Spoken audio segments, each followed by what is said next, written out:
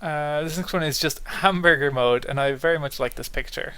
It's a good pitch.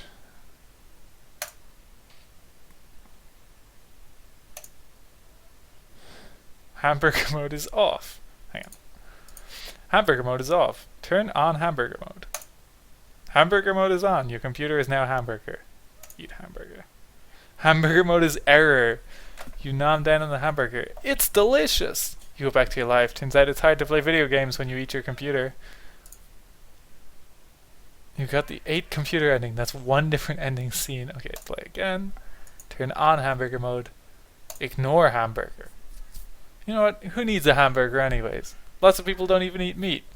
You don't know where this hamburger even came from. Yesterday you didn't have a hamburger mode on your computer. Maybe it's a trick. Maybe you just ain't hungry. You ignore the hamburger. Seems dejected. Eventually you realize you need your computer back. Turn off hamburger mode. Hamburger mode is off. Something nags at you. Where did that button come from? Could it be? But no. That's just a fanciful flight of imagination. Unless... Need to investigate. Hamburger mode is under investigation. There's something suspicious about this hamburger mode. It's not just that it appeared suddenly on your computer, as if it was overnight. It's not just that it transformed your computer, as if by magic, into a hamburger.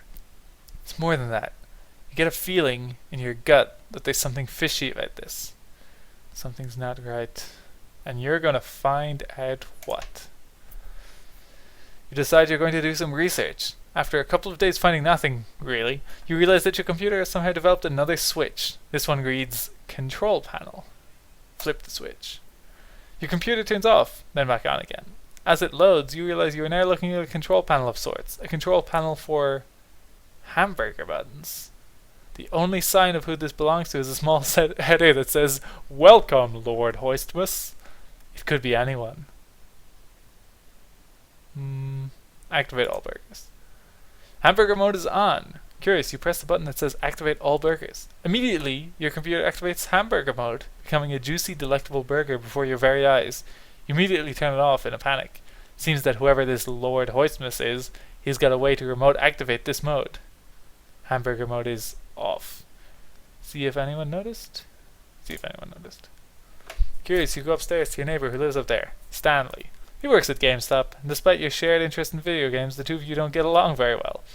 You ask him if his computer turned into a hamburger anytime recently. A hamburger? He asked, looking really confused. Is that even possible? Did it or did it not, Stanley? No, Stephen, it isn't possible. That's why I want to know if it happened. That doesn't make any sense, he shrugs, a slight smirk on his face. But did it happen or didn't it? You ask, starting to get a bit exasperated. I don't know. Why do you have to know? It is for science, though. That's not a lie. But Stephen, you say, thinking quickly, it's for science. How? He asks, shaking his head. Probably thinks that you're crazy, but you press on. Well, you know that job I just got? We're working on some crazy transmutation shit. What do you mean? He frowns. Well, your ideas fully materialize in your mind. We think that some of the tech may have gotten out of hand, so it would be really great for me if you could just let me know. I don't want it to happen again, or to just actually happen to you at all. Oh, he says. Well, in that case, his computer hasn't been turned into a hamburger anytime soon, he says. Go home. Turns out that it didn't matter whether or not you went in the first place, because by the time you got back downstairs, there's already an article on all the major news sites about how computers all across the world momentarily turned into hamburgers. You weren't alone in your house, though. There's something else standing there. At least, you think there is. It's shadowy, you have trouble looking straight at it, but it's there, and you feel incredibly nervous just being in the same room as it. It hisses, his voice barely a whisper. Am Lord Hoistmus. Talk to the Lord. Hamburger mode is threatening. Are you the one behind everything? You ask Lord Hoistmus. The shadowy figure nods. I created hamburger mode, it says, hissing. I never expected you to be the one who would uncover its secrets. What do you mean? Although, it continues as if it didn't hear you, I suppose it's to be expected. No, I'm sorry, what? It looks at you. You assume, it's hard to tell, it doesn't have any eyes. You'll understand soon. It turns to look at your computer. Hamburger mode. It flips the switch, chuckling to itself as your computer morphs into a hamburger and back. Heh heh heh. What's it for? What is hamburger mode for? Lord Horsemus pauses and puts a shadowy hand on its shadowy chin. Well, there are a lot of different answers I could give to that. The most obvious one is, it's a maniac plan to turn all the computers of the world into hamburgers. That doesn't make much sense though, does it? You shake your head, and it continues. I could also explain it as an attempt to show, through the metaphorical example of computers into hamburgers, how attached we are to our physical possessions. Of course, that makes even less sense. So there is no reason. It smiles, or you get the creeping sensation that it does. Again, it's made out of shadow and doesn't really have any facial features. Maybe there isn't. Is there a reason the world exists? It asks you. How am I supposed to know that? Exactly. For all we know, this is just a computer simulation. Maybe this path is just one out of who knows how many. Like in the Matrix? Maybe. Or maybe not. You are not making any sense. Lord Horsemus shrugs. I never promised to. The end. Got the nonsense ending. Okay. Let's play again. Okay, turn on hamburger mode. This time let's just turn it off. Curious, you turn hamburger mode off again. Your computer is a computer again. Turn on hamburger mode. And suddenly there's a hamburger again. How strange. Turn off hamburger mode. Play video games. Play a generic FPS MMORPG or an indie text adventure. Indie text adventure. You hop onto one of the best sites to download and play indie games. Indie video games. Itch.io. One game in particular catches your eye. It is Redonkulous Rift. Please tell me this is going to... Okay.